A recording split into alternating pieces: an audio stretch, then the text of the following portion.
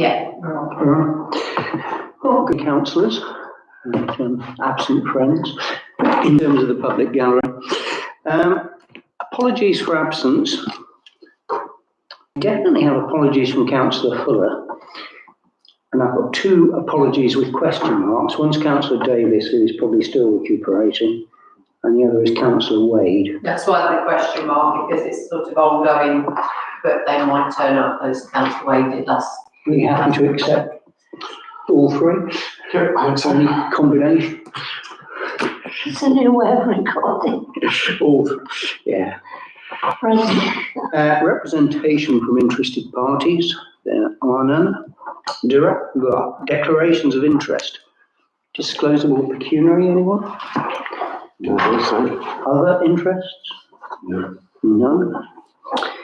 Minutes of our previous meeting, which was the one held on the 28th of January, have been circulated. Present myself, Councillor Chesser, Councillor Clark, Councillor Fuller, Councillor Shura, Councillor Wade. I think, in fact, we have practically a full house. Can we approve those? Councillor Chesser, yes. Seconded by Councillor Clark. All those in favour? Everyone? Bear with me a second. Never get it out of you.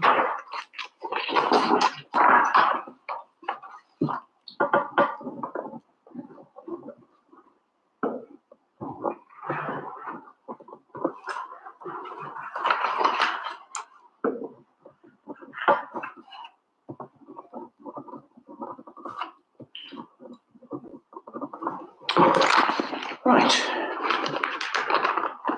So that takes us on to the planning applications themselves. The first of which is Tree, 17 Milton Road, a maple tree, where the applicant wants to reduce the crown back to a previously pruned points, removing approximately 3 metres of vertical growth, 2 metres of lateral growth to produce a final height of 4.5 metres. In fact, frankly, if you went and looked at the application online, you wouldn't really gain any more information than that. The application has been submitted by an agent, which is Mr. Bennett, I think is Aspire Trees.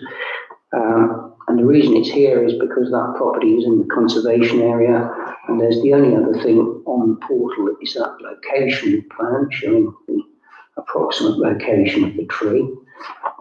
Once again, and rather frustratingly, there are no pictures of said tree. On the other hand, the description makes it pretty clear that this is simply a matter of tree husbandry. So unless anybody's got any good reason for departing from normal practice, we wouldn't normally object. All happy? Absolutely. No objection. And the next one is, believe it or not, another tree. This is a slightly complicated description of where it is. It says premises inclusive of numbers 25 and 31 and adjacent to 27 West Street. And it's a second one this time, and they want to remove 2 lower limbs overhanging the garden of 33 West Street. This time we can see that the applicants engaged James Rowlett. It's in the conservation area, hence the appearance on our agenda. There is the only other document on the portal which shows the approximate position of said tree, which appears to be on more or less on the boundary, as far as I can tell from the way that arrow looks. Again, it seems that it's simply a matter of tree husbandry, trying to cut it back so it doesn't project over the neighbour's property. Any issues? No, the tree officer's happy as always. I think it would be useful if they had given us photographs with this in the previous slide. It would. Sadly, we have no power to insist upon it. No, I realise that. Having said that, once we've had the elections in May, I think we might, as a new committee, assume you're still on it, get in touch with Northampton to try and make the point to them that it really would be so much more helpful could they even if they haven't the power to insist upon it, could they at least recommend to applicants that Yeah. photographs are provided, because it would make it so much simpler. The next application, our old friend land to the rear of the cemetery in Stoke Doyle Road. So this is the David Wilson Homes development, which has got its planning permission, and now they want to erect an electricity substation, standing some 4.27 metres squared. I think it's about 4.1 metre high, if I remember rightly, but within a 10 by 10 compound, complete, as it says, with landscaping buffer. But I think in practice it's actually built in the landscaping buffer would be a better way of putting it, or at least that's the plan. There is a very quick view of the actual Yeah. proposal itself. You can see it's got a pitched roof on it. It's not massively high.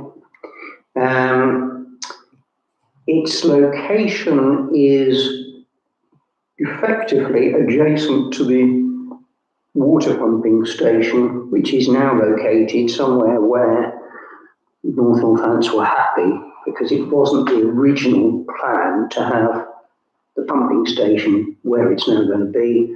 This is supposed to be alongside it. As you can see from that plan, it is at what I'm going to call the top end of the development, Yeah. more or less up against the boundary, Yeah. which in essence is the Lyveden Brook and the trees that surround it. So it's effectively pretty well screened from Clifton Drive itself, where of course the properties are higher, because you look down the gardens and Clifton Drive down to the brook, not surprisingly. But I think trees would probably largely obscure it, but certainly the view of the applicant. And looking at it the other way, although that doesn't show it, the plan is that there would be a service roadway, which is just part of the ordinary internal estate developments, which would also serve this. And then in essence, you've got gardens for the new builds, which would be the other side of the road, so that the houses themselves are at some distance from the substation. It's going to be built in a red brick. It will have double steel service doors and a pitched roof of what is described as crest plenum roof tile rustic, which doesn't mean a lot. No trees or hedges impacted, and basically no comments on the portal, apart from one from Natural Spaces said that they haven't got any issues with it. And I must admit, I'm finding it difficult to find any obvious reason to say no. They do touch on the possible sort of flooding issues, electricity and water not being necessarily the best of mates. They seem reasonably satisfied that it's not really at risk. They've got a better view of where the houses are relative to the site of the proposed substation. Obviously, it needs a substation. It's got to go somewhere. Yeah. Councillor Shearer. Well, as you rightly say, David, it has to go somewhere, which partly leads me on to my question. I don't have any objection to the design of it. I'm just kind of rather staggered it wasn't part of the plan in the first place, to be honest. But that's not really an objection. It's really one of complete surprise that they can plan this without a substation and then think, oh gosh, we need a substation. The only other thing I would note is that, again, you will remember, David, when we had discussed a different proposal, Herne Road, my memory, and it may be incorrect, is that a number of the residents nearby were complaining about the potential noise that might come from the substation. Yeah. And I only raise that because it's Yes, we've got the Lyveden Brook between, which is really quite narrow, but I wonder whether or not there might be noise pollution from the houses the other side, is what I'm thinking. It may be that, because they've got their gardens going down, it may be that the distance is such that there won't be any noise pollution. Yeah, I mean, unlike the one in Herne Road, where I seem to remember, in fact, the lady came and spoke to us. Yes, that's what I remember. It was more or less It was always- adjacent to her property, Yeah, whereas this is it does seem a bit. relatively remote from everything. Both gardens away, isn't it? So Yeah, I think it's the best place. yeah, Looking at things like the position of the going down to the cemetery, it's, Looking at the you know, plot, you're not going to see it. An obvious place where it's going to go apart from where it is. Yeah, I think so. I think it's right. yeah. Well, as I said earlier, it's got to go somewhere, and it's probably the least problematic place Can you for it. remind me what the PS is? Does anybody remember? It's what the it is? pumping station. Oh, it's the pumping station. I think the concerns about flooding are real, given all the concerns about the residents at Stoke Doyle Hill, or Stoke Hill, whatever it's called. Warren Bridge. Yeah. Yeah, that's the one. Water and electricity, so as long as they make sure it's flood-proof.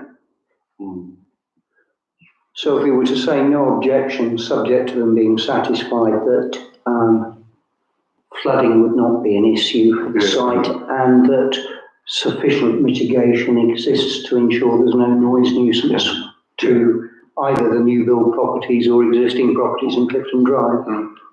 Yeah, as you say, I don't think it's quite the same as Henry, both in terms of distance, and you've got a kind of tree that will help block out the noise as well. Yeah.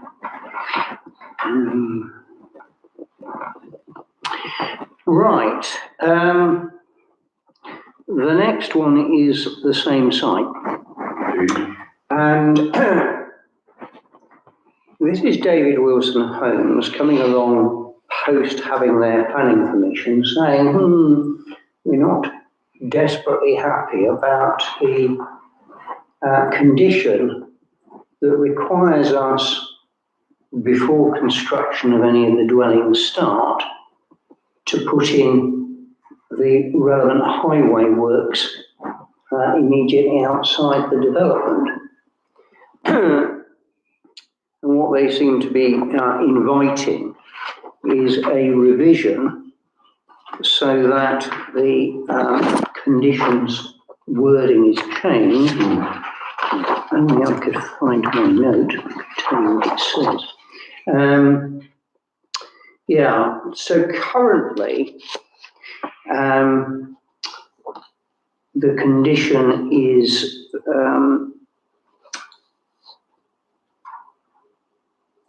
I'll find the word. Yeah, so the original reason for the condition was to ensure the access serving the development is completed and thereafter maintained to an acceptable standard in the interests of residential / highway safety, to ensure a satisfactory appearance to the highway infrastructure serving the development. And the condition was that prior to construction of any dwellings, this access arrangement should be put into place. And what the developer is saying is, look, actually, it's quite an expensive piece of work for us to start work on when we aren't getting any income from having pre-sold houses on the site.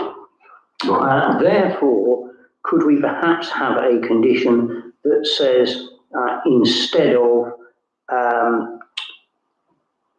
the actual construction of the property, we actually start talking about occupation of the property. It's not that unusual to have conditions linked to occupation, but it does strike me that the applicant must have been conscious of all of these issues, and it could have flagged it if it was a matter of concern to it before we got to this stage, rather than say, well, okay, NNC have put on a condition, but we don't much like it, so could you please change it? I'm any comments on the portal about it other than Anglian Water saying essentially nothing to do with us, we don't mind. So I suppose it's a question of, well, do we have an issue about the timing of this? Or are we happy to go along with the developer's wishes?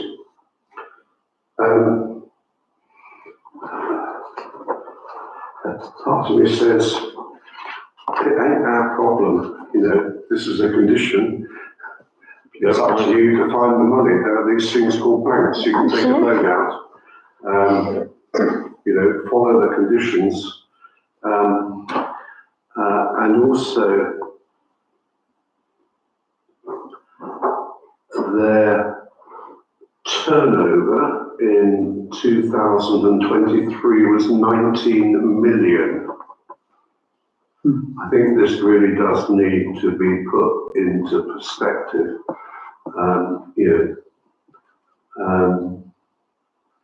Their revenue in 2023 was 19.3 million. They are not short of cash. Well, I wouldn't think so. I mean, I get the point that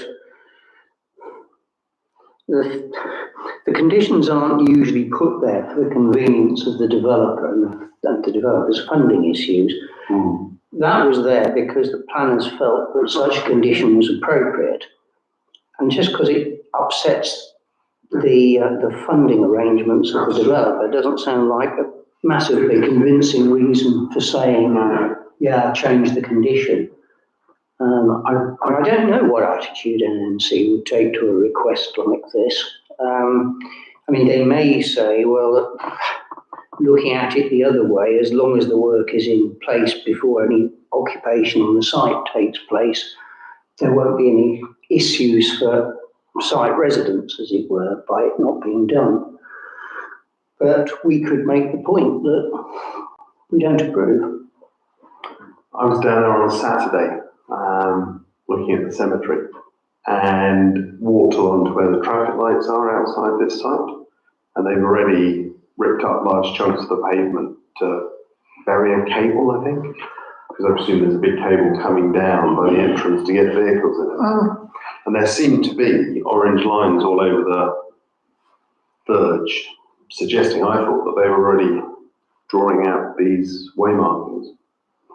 They've also damaged some pipes down there, which are leaking everywhere. I think if they're willing to do some of the work that works to their advantage, but not do the rest of it, that seems a bit churlish, really. So I'd say stick with whatever was decided. At the end of their financial year 2023, which is their last final accounts, their current assets at the end of the year was 70 million. I really think they're taking the... Your heart is not bleeding for them, is it? Councillor Chester, do you have a view? No, apart from, I think, our thinking was at one stage that it's going to be quite a tricky site to access because it's such a narrow, windy road. And that we should be making sure that there is the least amount of whatever, you know, for the people that live in the surrounding area. And it just makes me think that if they decided they weren't selling enough houses and they walked off the site, we'd be left behind with a load of, I don't need to say the word. Potentially they won't do it at all. Absolutely. I've seen that with another development. Yeah. Where again, they left the road until last, and at the end they just didn't do it. So absolutely. And we've had that over things like the playgrounds and things that the site's supposed to have finished, and we've been sort of nearly 10 years later. Yeah. So I think the answer is we object.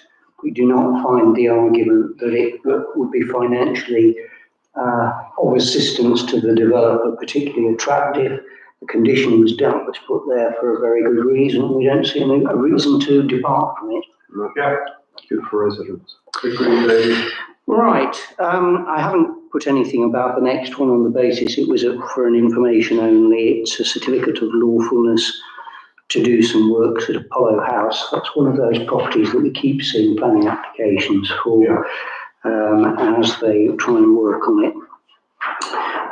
Anybody interested, you can obviously see it in the portal.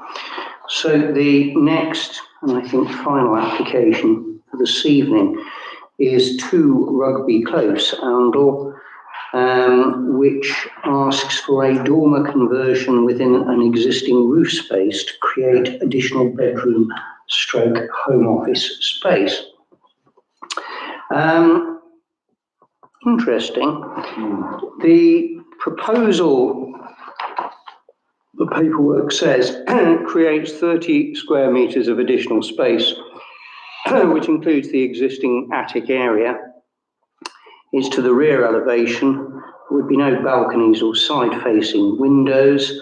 The rear dormer will be set back at least 200 millimetres from the existing roof line. I observed that although it's not mentioned in the actual wording of the application, the proposed elevation drawings show 3 new roof lights on the front elevation. There's also a timber-clad dormer to the rear. And the proposed floor plan shows an existing, and not towel-bedroomed property, as I noticed, I typed, but 2-bedroomed property. This would create a 3rd bedroom, or as they say, office space in the existing roof space. Although the issue is not actually addressed anywhere directly, if you look at the site plans, it seemed to me there'd be adequate off-road parking, notwithstanding the increase from a 2 to a 3-bedroom property, which might be something that would have flagged to highways, potentially, since the word additional bedroom appeared there. But I couldn't see any obvious issues with this. So there's the existing. And Sorry, Lisa, could you just go back to the earlier site plan? oh, right. I just want to see where it is in relation. Yeah, thank you. Yeah, I was going to see how close it was to the house next door. It's not. It's some distance away, in effect. No, I just wanted to check, that's all. Yeah. So there's the existing, and if you look at the new one, now you see the 3 roof lights that have appeared on the front elevation, and you can see at the back, you've got the new windows upstairs, including this new dormer. I don't really see any reason to object. I agree, I can't see any. And you could mention the parking, but As I say, I mean, if you go back to that site plan again, Lisa, there's actually, from the look of it, I don't know what that building is at the bottom, whether it's actually a garage or not, but you could get 3 or 4 cars in a line. Anyway. Admittedly, it would be inline parking rather than anything else, which is never as good as side by side, but it's not like there's a lack of space to cater for the increased size of the dwelling. I don't think it's an issue. No objection? No. No objection. Well, we'd rather not cancel Chess's objective because we've already got through all of the planning applications inside of about 20 odd minutes. You'll notice You're on a roll, David. we are on a roll. Might get slower at the end actually, but we'll come on to that. So the planning outcomes, they're both there. We didn't object to the one, which was the 2 Stoke Hill one. We did object, however, to the erection of the 42 retirement living homes on Herne Road that we spoke about earlier in the context of noise nuisance. There were, as there often are, quite a lot of objections to that particular application, but once again, NNC has seen fit to grant it. The financial contribution through section 106 to the surgery, and I can't remember the exact figures off the top of my head, but it's about £27,000, Ridiculous amount. which seems to me a drop in the ocean in terms of the long-term needs of the surgery. But there it is. yet again, these things go through, and there's no doubt that the impact of those particular dwellings will have a wholly disproportionate effect on surgery, given the nature of the intended occupants. But that was a discussion we've already had once. No planning appeals on there, although there was a planning appeal, and I forgot to bring the details with me, but it was one which I don't think we actually objected to, but was refused by NNC, went to appeal, might be Hillside. It was 16 Rockingham Hill. Rockingham. It was the one that we thought they've got some public lands next to it, and we thought they were taking some of it that wasn't theirs, which apparently, according to the report, they weren't. They do own the street, but they still felt that it wasn't. Yeah, so it went to the inspector, and the inspector didn't like it any more than NNC, so the appeal's been dismissed. I suppose you'll probably formally make our agenda on the next time as a note, but The wet room, remember. yeah, that's the one, ground floor wet room. There has been a request from NNC about street naming for the David Wilson Homes development, which we talked about twice already tonight. We're invited to put forward suggestions. There's no guarantee that they will be followed, but sometimes they will pick up on it. I don't think we have a formal naming policy as such, but we certainly have tended to say that we like names that have some local significance. So, for example, picking up on old field names if appropriate, or something to do with the history of either the immediate area in which the development occurs, or alternatively the town as a sort of wider entity. So I spent a few minutes on Sunday thinking about possible names. I'm also trying to do things like looking at old maps online, which I discovered was incredibly difficult to try and look at them online and actually see whether there was an old field name that I could pick up on, which in the end I just couldn't see. But one or two things occurred to me. One is that one of the earliest maps of the Oundle area is the Austell survey, like St Austell. So the vague thought crossed my mind about Austell something or another.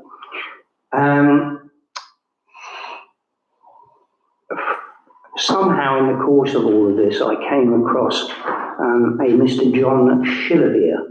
Mr. Shillerbeer was the rector of Stoke Doyle, but also a headmaster of Angle School, although he originated from Devon. And he was headmaster here from 1829 to 1841. And seemingly left his mark. And He was a very famous painter as well. His paintings are all over the school. Oh, there you go. I'm not actually sure whether it's him or whether it's a relative. I couldn't work it out, but I did see that. But it might very well be the same chap, bearing in mind the school connection. So Shillerbeer sounded interesting and has a local connection. On that school tack, whilst we have a Sanderson house, there isn't a Sanderson street, road, avenue, close or anything else. Sanderson features pretty large in the sort of history of the town because of the development really of the school under his headship. And looking a little bit more recently, famous kind of old boy of Angle School is Richard Dawkins. And I do wonder whether a Dawkins drive or what have you, but the trouble with Mr. Dawkins is that he might be a little polarising because he has some particular views, shall we say, that may not be that popular. I also came across a Wynne Ellis, born in 1790 and died in 1875, whose claim to fame seems to have been, apart from being an Oundle person, was that they donated no fewer than 44 portraits, which ended up in the National Gallery, and gave some £50,000, which when you think about the value of money back in 1800 and anything, was an awful lot of money to something called the Simeon's trustees. But they were just a few sort of random thoughts. So, yes, I mean, I was going to, but didn't somehow spend a bit of time looking, but I might pop into the museum and have a Well, I did think Wait, actually on that tag, maybe looking forward yeah, to possible street naming on yeah, our two other large developments, that actually inviting the museum to suggest to this committee yes, absolutely. possible names with a local historic connection Yeah, that we could put forward might be a worthwhile thing to I do. think so. And obviously we do have very good connections with the museum. 2 out of the 4 annual trustees, no, hang on a minute, 3 out of the 4 annual trustees are sat around this table now. So that's something we could follow up on. Councillor Clark. I thought in parallel, no, maybe divergent terms, but I was thinking about the cemetery being so close. And I was thinking about, last time we discussed this, we talked briefly about the war dead in the cemetery. And 2 names came to my mind, I think. One was Barber, and both brothers are in the cemetery. And the thing that whenever I take kids down there, they always spot is they died exactly a year apart. So one died in the war on the 6th of February 1945, and his brother died 6th of February 1946 in Jeep in Egypt. So, you know, between the entrance to the road and their graves, and their family grave is there, and apparently they had a house at the old Arundel Secondary School. There was a house named Barber House. I don't know if there's a barber close anywhere now, but that's inappropriate. There's certainly not a barber or anything. So Well, it would be useful to look at the list of war memorials. Well, yes, I mean, if you think, Families where you're seeing a thread through. yeah, well, if you think about our Remembrance Day service, when we read out the names of the Yeah, that's dead, what I was. there are a few names that you see repeated. Well, those are the 10 names that are in the cemetery with Commonwealth War graves. Things. The other one is Sean, the Sea King crewman who died in 1974. We had a discussion about the tree near his family plot a couple of years ago. And again, there's now a memorial to him near Culrose, and he was killed in the Cold War, but his plot's even closer to the housing estate. And that's 1974, so that's living memory. His family still live locally. That maybe seemed appropriate. And the last one on that basis is this one, Norman Hill. Not Norman Hill, that's a load of rubbish. Where is he? John Hill, who's the nearest. I mean, his grave is about 100 yards away from the entrance. He lived in Mill Road. His family lived in Mill Road. They got a widow's pension after he died. He died of cancer in the end in Northampton, and he died after the war. And he was forced into the army when he was deaf. But you know, he's an interesting story, and his again is only 100 yards away from the entrance. So it's the nearest Commonwealth war graves to their entrance. So Barber, Sharp and Hill were. Is that Sharp with or without an E? With an E. With an E. Oh, there's things like the breweries, Yes, I did toy with the idea of which there were plenty. and indeed you could call it brewery anything, couldn't you? Except that of course it's not near the site of any of them. No, If one looks at the tide map, it should actually name the field where the houses are going. And I can do it, but I can't do it now because I can't remember my password to. Is that the website? I can't remember. Yeah. So I'll not do it later tonight or tomorrow. That'll be good. I'll make a copy of it and send it. That's what we could do, in a sense, is put forward a shopping list of names and say, you know, we'd be happy with any of these. Yeah. I could set out I've got all the names except the Tithe Hill, which is one of the things I was trying to find, but I just couldn't somehow. I was probably just not looking in the right place. Yeah, because according to this, I was looking at National Archives website, the tithe map has been digitised, but in order for me to see it, I need a password which is written down on my desk at home. But I'll, If we're giving reasons to them as well, the Sanderson connection, of course, his son was an Amble resident. what it will also need to do is give the owner of the field. Right. So I'll dig what information I can and send it to the group to comment later on. Brilliant. Okay. Is there any update on our request to meet Not RMP? me.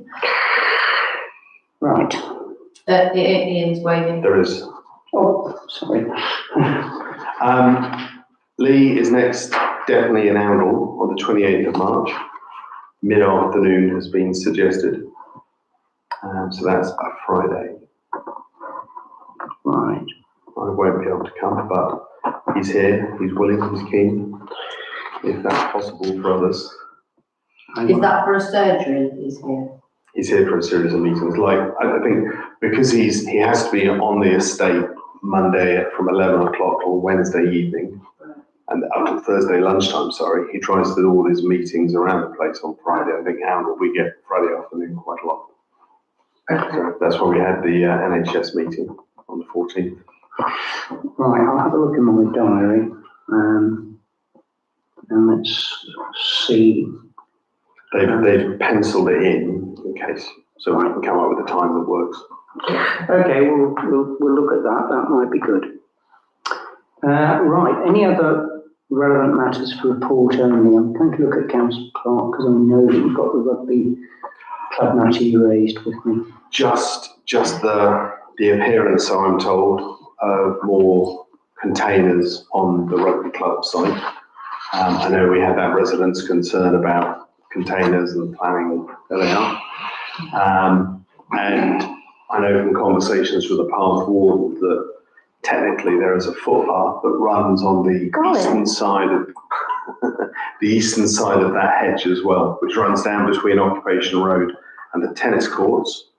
No one uses it because there's a road, but that's where the path goes and it comes out near that tree. So I think those have appeared in the last couple of weeks, but I couldn't put my hand on heart. But the question is, I think it's on Grocer's land, so it's not an estates issue as such, but is it a planning issue? I don't know. Well, I thought it is a planning issue. Yeah. I mean, what is disappointing is that we had this meeting with a representative of the rugby club with a view to trying to sort of set up a good working relationship with them. And this hasn't been raised with us, either in our capacity as landlords or in any other way. And I don't know, I'm tempted to say, well, we should draw it to the attention of NNC planning, and if they're not worried about it, then so be it. But you can't just keep on putting containers everywhere you like, necessarily without permission. I think There appears to be, as you say, I mean, it's not as if there's just one of them, it's a significant number now. You see, this was the planning for those ones that are on the rugby club site here. So there's some there and some here now. But if you remember, they didn't even approach us about that.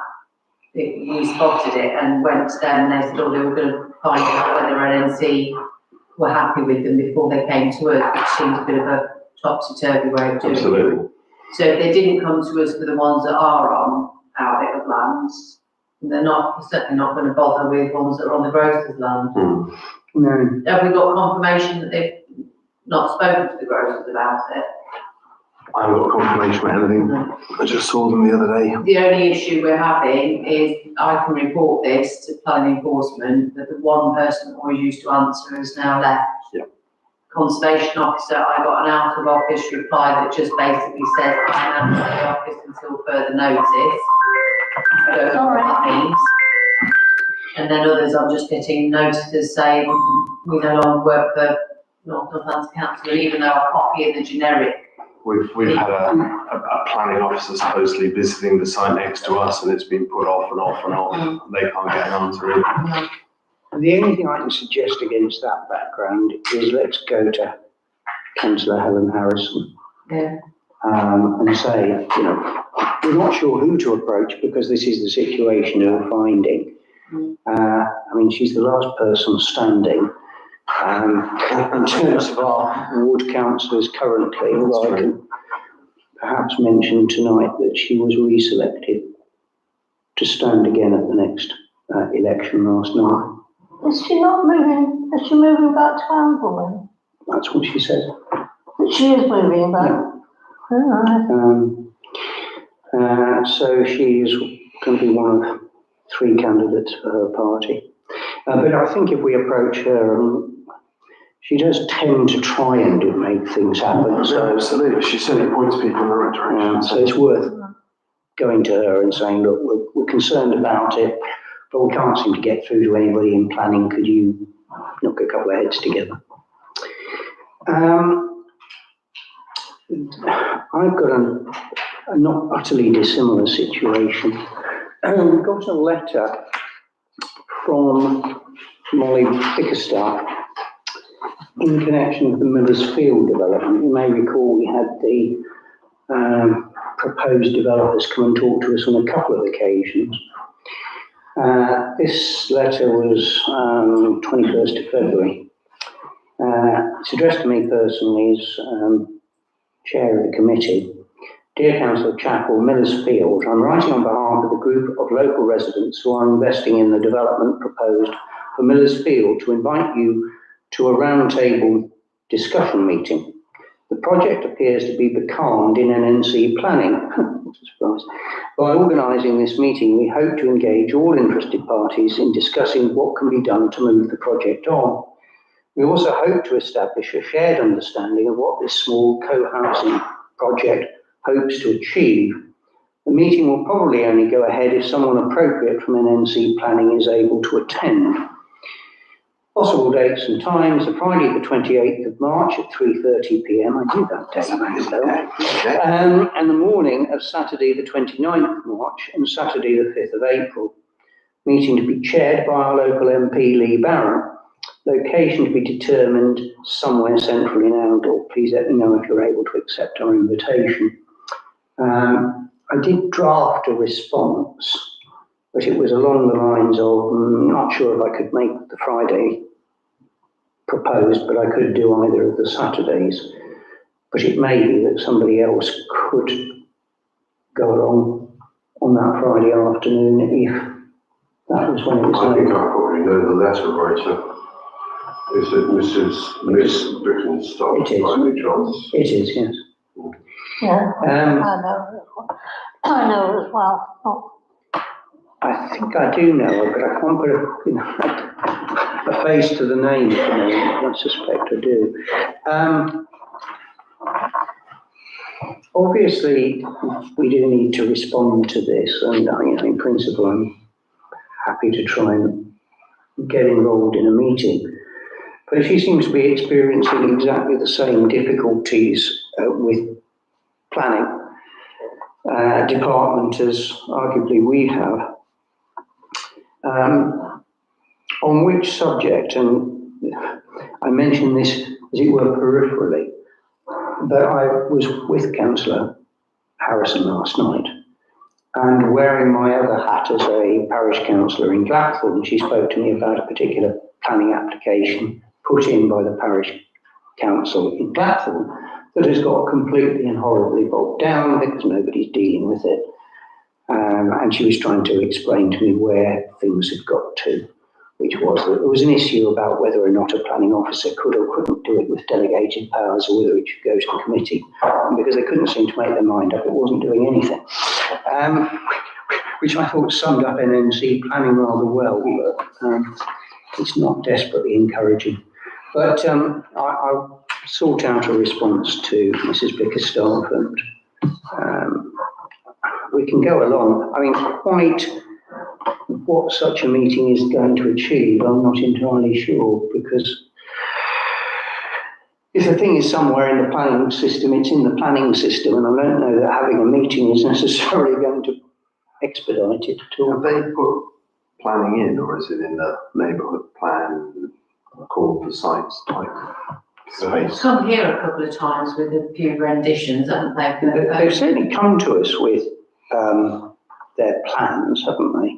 I must admit, I couldn't remember off the top of my head whether this had already come to us as a planning application or not. I don't think No, technically it's it not. has. You might be right, They've made one or two presentations. in which case one has to say, well, the other answer is simply put in your planning application and force the issue. Because if they won't talk So to we you. haven't had anything to consider formally. No, Right, yeah, I'm Shows sort of, the plans.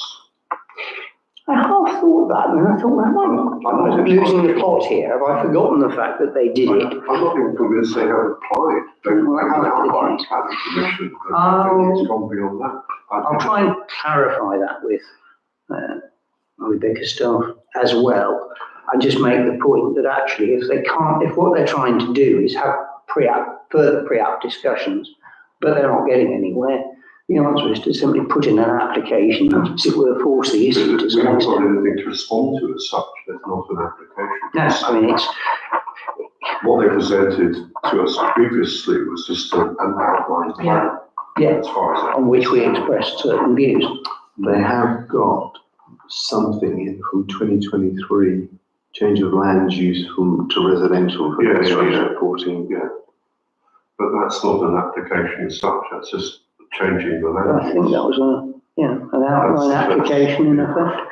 Yeah, went to the 4th of December 23 and nothing's. because they did listen to what some of the residents said, particularly that gentleman that lives to the right of it, that house immediately to the right. He was saying, wasn't he, about where they put the car, it looked like a car park. He would be looking out over a car park, and I remember them coming back and they seemed like they tried to reconfigure it and listen to what people had been saying. But then we Yeah, didn't if you see go on anything their definite. site, which I had reason to do recently, what they're currently posting is different from what they showed us, but whether or not that's, we just don't know what the status is. No, I'll see if I can get to the bottom of it. The last document was July 2024. They've obviously had a chat with Highways, so it's been sitting there for 9 months. Right. Well, they were the only matters I had. Councillor Short, anything? Councillor Clark, anything further? No. Councillor Cheshire? Did anybody else get woken up on Saturday Yeah. night by the rain? In Deanthorne Airfield. Airfield. Lots of people apparently were. Yeah. I And know the that- police had to let it carry on because it was too dangerous in the pitch dark to move everybody What in. was it exactly? Default It's on the old Airfield. Between Alder and Colby, effectively. They had one particular drum and bass tune they played quite a lot. Terrible. I did 5:44 through 7:30 when I left. Well, I shut my door. Very repetitive. Yeah. The actual beat woke me up before the sound. Well, It's so powerful. I was surprised last night to learn how many people in Oundle had apparently heard it, so Yeah. the fact that you did as well. I mean, that means it was, goodness only knows what it sounded like closer to it in that I case. didn't sleep well on Saturday night, but I thought that's more That's to do with probably the what it was. middle. Yeah, maybe you were, Music. That and drum and bass. maybe you were disturbed by it. If there is nothing else, I'll declare the meeting closed at somewhere between 8:15 and 8:20. Yeah, well done. Go, Val, go. Get midnight.